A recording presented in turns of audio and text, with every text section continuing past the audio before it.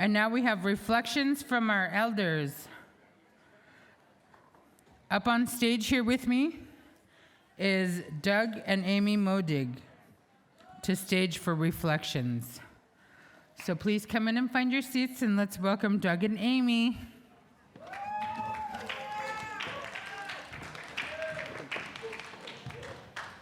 So are you able to hear me pretty well? Okay, so we don't like to compete with your side conversations. So finish up your little conversations, come forward, and we will begin. And we have a very, very limited amount of time, like half an hour.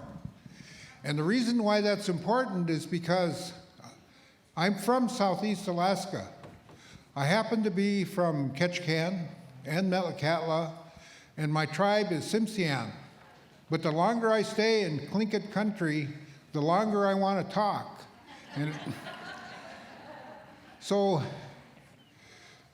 And I've been here for almost a full day now, and so it's starting to come back to me. So my wife and I made an agreement. I would begin, and then and make some introductory remarks. Then my wife Amy's going to talk, and she has some pretty powerful things to say in honor of the event that we are participating in now. It's pretty darn good. And hearing what people have to say, watching what people are doing, it's just pretty incredible. So I'll minimize my remarks and let Amy do the talking. But I will make this introduction. I will make some introduction anyway. The only problem is that I brought the wrong notes. The page that I have is empty. No, I'm just kidding. I'm just kidding. So I don't usually use notes anyway. Where we've lived in this country, this part of the world, some say 10,000 years, some say 15,000 years. And the thing is that we've lived here for many, many generations, thousands of years, and we did not have farms, we didn't have ranches. We had such a relationship with the land that we could live season to season to season without having to storehouse our food because we lived on the land. Well, even more than that, you can see that in Southeast pretty well. But this is true all the way up to Utqiagvik.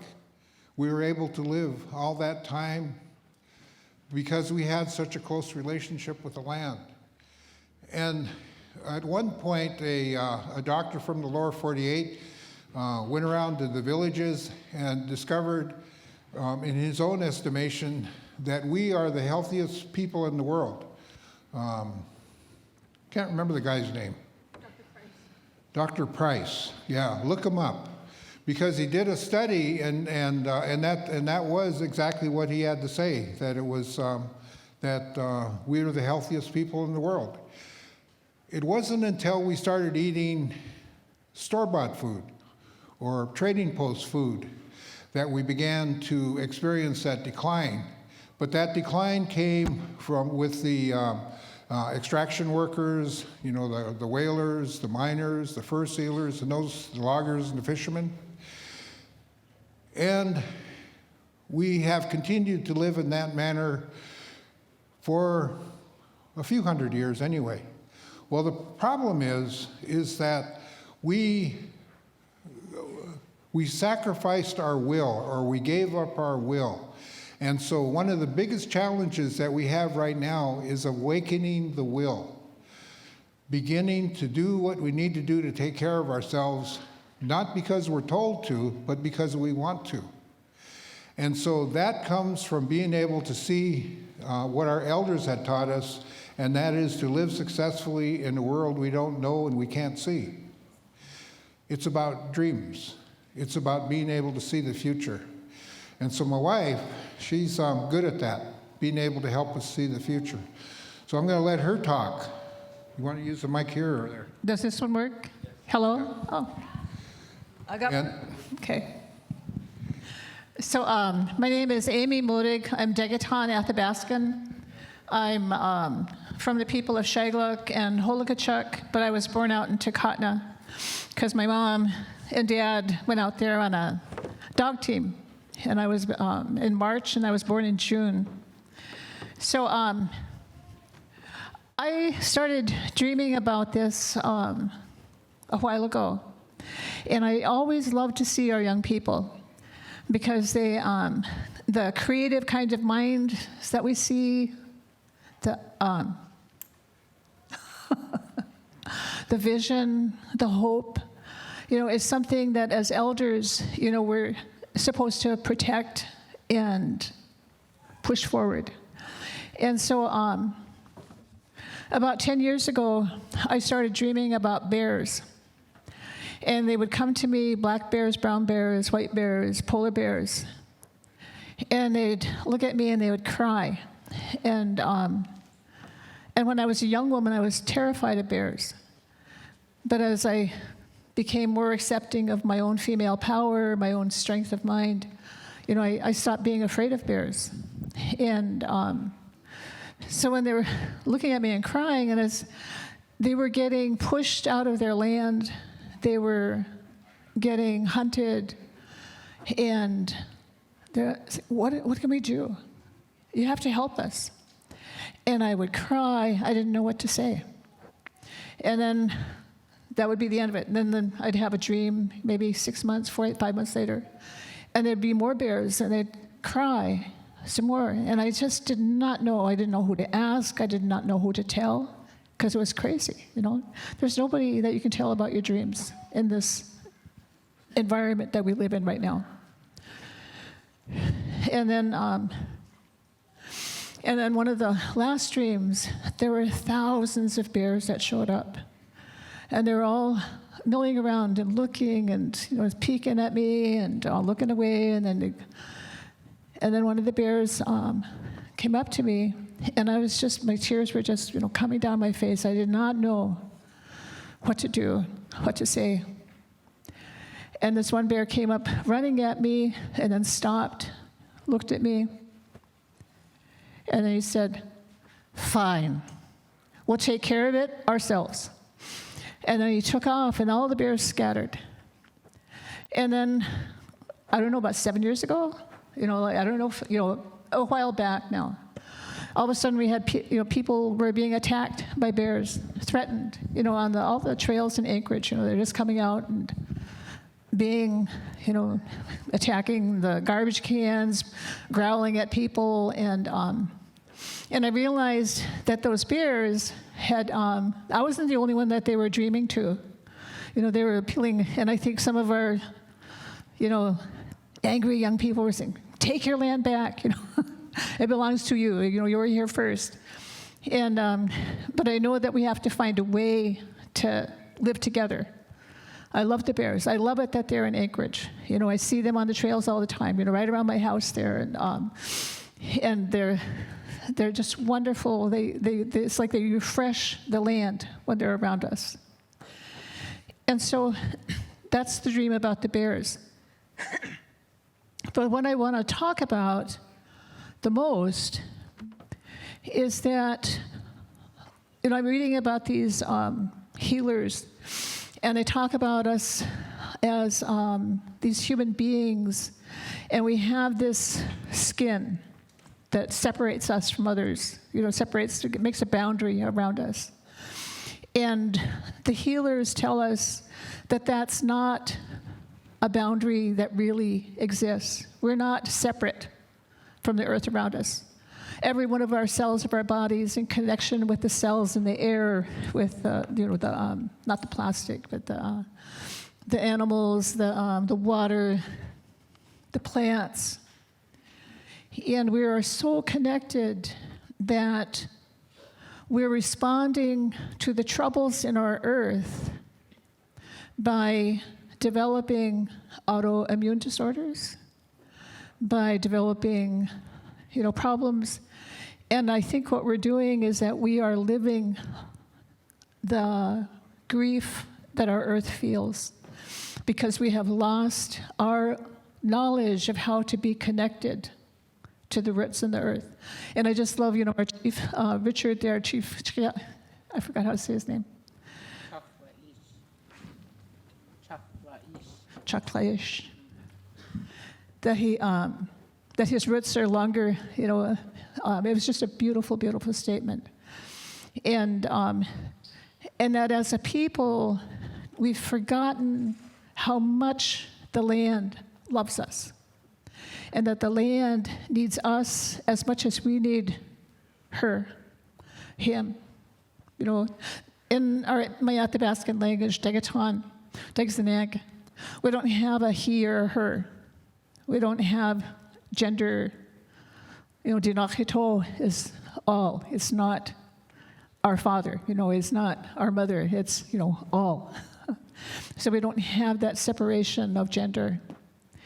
And so that the land is so much a part of us that in missing us, the dreams that we receive, and I think it's really strong with our teenagers, that calls, says, come, play in the earth, play in the creeks, play in the trees, and that's when Doug and I were young in the late, in the mid-50s. I was born in 52. He was born in 1949. And being out in the land, I'd climb trees, I'd fall out of trees, I'd run down hills, fall down hills, and when I was adopted, they got me 3 pairs of glasses because the first 2 months I broke all of them because I was running around so much, I just couldn't. It was just so, and I would forage. I'd eat, all the dandelions, I'd eat the chamomiles, I'd strip down cottonwood, suck out the moisture there.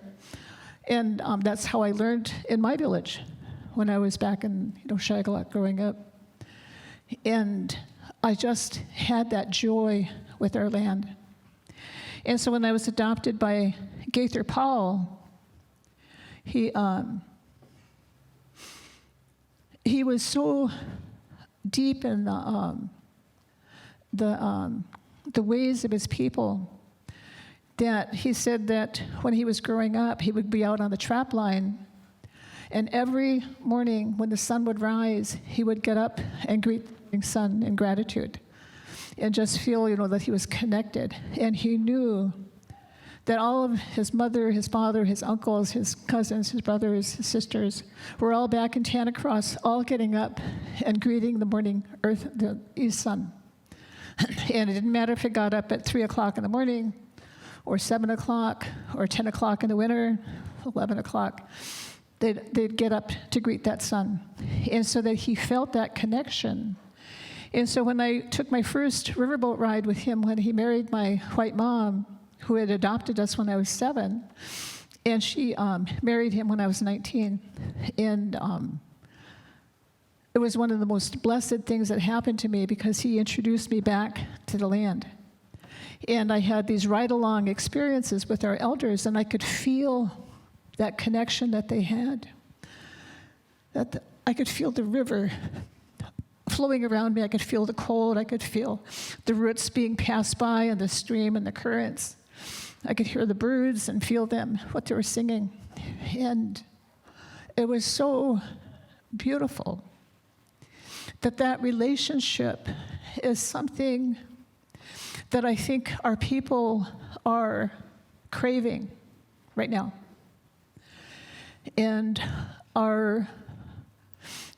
we have a young friend here who has pain. She lives with pain. And I think that she walks the pain of the earth, missing us. And I think that these dreams are like dreams that the land would send to shamans. They'd send it to medicine people. They'd send it to healers. They'd send it to the leaders and thinkers. And so that as a people, we're not being able to respond. We're not training our young people how to respond. And we don't know how to respond.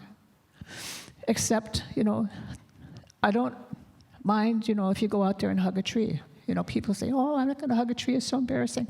I think it's fabulous for you to go out there and hug a tree. If you eat some dirt, I was reading that this woman finding the mother tree, you know, when she was a kid, she would go out there and eat dirt.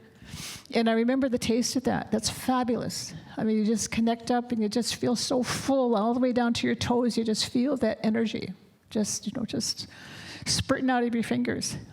And so I think when I see all these people that are so smart and so brilliant and so caring, that I think that this is the time to tell you to reconnect, to honor that connection, and to feel it, and to know what it is, and to say, I hear you, Mother Earth.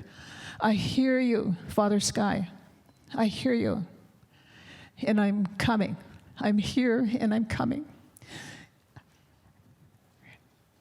And I think that if we can connect that way, that we can heal our autoimmune disorders, heal each other. And we can tell our Mother Earth, to heal us so we can heal you.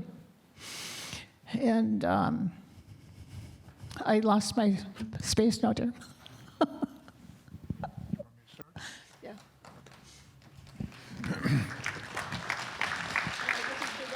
And then I run along, and then, oh, hey, it's over. So we're all part of the same story, and all part of the same story of healing. And so when we were growing up, the whole idea is how to help our people live successfully in the modern world.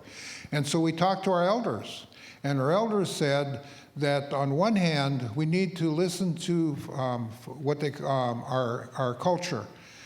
Some say it's Father Sky, the natural laws that were passed down from the universal thought. And it became embedded into our DNA, called elder knowledge or called cultural knowledge. And the cultural knowledge was passed down through the generations. But then on the other hand, the other healer is Mother Earth, that's how we get our nurturance from the earth, and the messengers are the things that live upon the earth, the salmon, the bears, the things that occur. But when you have those together, that holistically, it's mental, physical, spiritual, emotional, so that even though we listen to what our culture has said, what our lived experience has been, based upon the messages that we're receiving from the earth. And sometimes the earth is pretty harsh. Some of the things that are happening right now, such as what grieves us is salmon not coming back to some of our streams, the ice melting, and the permafrost melting so that we can't have some of the refrigeration that we used to have naturally. It's all part of the earth giving us our message. But on the other hand, we were also given a holistic path, mental, physical, spiritual, emotional, that was gifted to us by the Creator.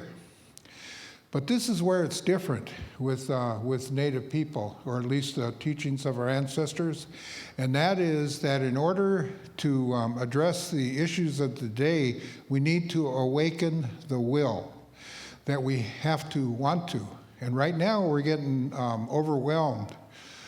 Just a couple of examples. One of them is homelessness, and the other one is fentanyl.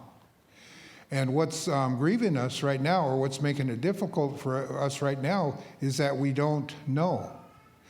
And the thing is that it is an inside job. It's not an outside job, but it's an inside job. So for example, when you work in recovery or alcoholism recovery, some of the people that work in the field say it's not the drink, it's the drunk. See, because the drink's going to exist, right? Alcohol is going to exist as an example. But in order to address it, you have to address the internal mechanisms that allow you the choice to do what you want to do to take care of yourself and to help people do what they need to do to take care of themselves. That comes from within. That means you have to awaken the will to care about yourself and to care about the people around you. So so the other part of that message that came to us was that if there's no vision, there's no development. So that's what's occurring here, is that as we're listening to the speakers, we're formulating the vision about what we want to do in order to help each other do what we need to do to take care of ourselves. That vision is incredibly powerful, and we don't have the same mechanisms that we used to do back in the day. For example, people don't know how to vision quest anymore. And so as we listen to these ideas and we begin to listen closely, we begin to think about what some of the presentations have been today. You know, one of them is what some of the challenges are. The one that I happened to go to was about a community in northwest Alaska called Gullivan. They're faced with challenges. On one hand, you know, I talked to the filmmaker, and the filmmaker said, man, or I said to the filmmaker, it must be pretty hard for those folks, right? And he said, yeah, that's true. Devastating, even from my particular point of view. But the comment that he made was, they have been here for thousands of years. They've lived through this already. They might not have the answer forthright, right? But they will find it. Total faith in that we can do this. And that's what you're here for, is to help to formulate those visions of what can occur. Another presenter talked about the sexual body, the feminine body, and that and then from the other gender, the male body, that we need to begin to know ourselves, begin to develop ourselves, and then begin to teach our children. We have lived in an oppressive society, and that oppression made us dummies, because we don't know, you know, we don't learn about ourselves, we don't learn about our bodies. Well, we can know. We don't have to stay dummies. We can still learn. And that's the part of the vision, is to grow the ability to do what we need to do to take care of ourselves. So that's part of the vision. The second part of it, or the second part that the elders talked to us, is that the development that we experience in our world has to come from within. And it's real confusing. And one of the good things about here, this particular gathering, is that you had regional gatherings. It's because the answers come from within. They don't come from outside of your arena. They come from within your arena. So to the greatest extent that you can gather up as communities and have the same thoughts, that's the closest you can get.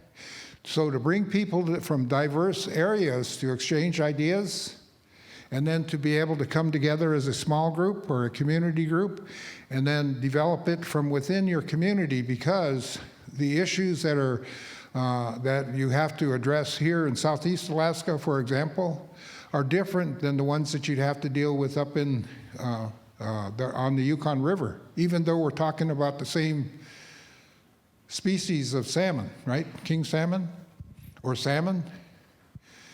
The answers come from within your community. So the ideas that would work for Southeast Alaska aren't going to work on the Yukon River, aren't going to work in Gullivan. The third thing is that community development and personal development go hand in hand. That you have to be able to work together as a community, but in order to do that, you got to develop yourself. You got to, for lack of a better way to say this, you got to grow up. You got to become responsible, and growing up and becoming responsible is a personal journey. See. You can't, and then you can't allow that to, you can't allow people in your community to not be prepared to address the issues that occur in the world. You need to smarten up from inside, but then on the within the community, you also need to prepare a way for your children to grow. And the fourth thing is that you need to engage in a great learning enterprise, just like what you're doing here. You need to continue to learn, and you need to value that learning and make it a part of your life. That's what dreams are made of, is being able to put all those thoughts together and to make them real in the world. Good idea, huh? Yeah. All right then. Thank you. Thank you. Thank you. Thank you.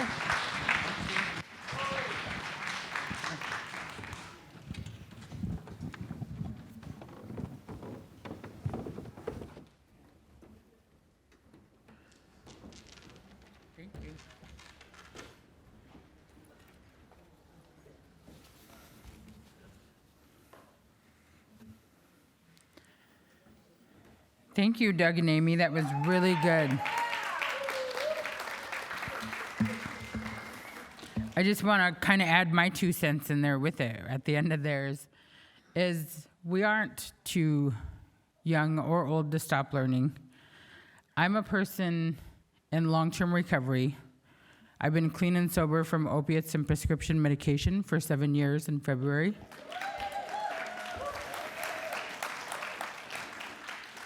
And I'm also a person who was formerly incarcerated. I was incarcerated. I had 4 felonies. I have 4 felonies on my record. And I was taken away from my family for 13 years of something that was my own choice. But hearing that these are the things that we need to work on to become a better community is things that I like to stand up for. Because I also want to show people that even if we've gone down the wrong path, we come back. We come back as that phoenix. The rising from the ashes is where we come back. Because I grew up in a cultural village, and I grew up with my grandparents. My grandmother is Catherine Brown Mills, who had implemented the Tlingit culture back into the school system in Hoonah. And from the time I was younger, she had taken me under her wing to teach me traditional song and dance. Like growing up in the village, we each had a job. There was a purpose for why we were born. And it took me probably about 35 years to figure out what my purpose was. And this is it.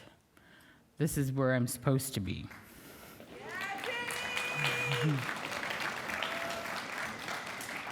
So, once again, Doug and Amy, thank you. Gunakchish for the reflections, and we're looking forward to hear more insight from other elders throughout our time together. And I believe that wraps up for today. And thank you all for coming, and have a great rest of your time.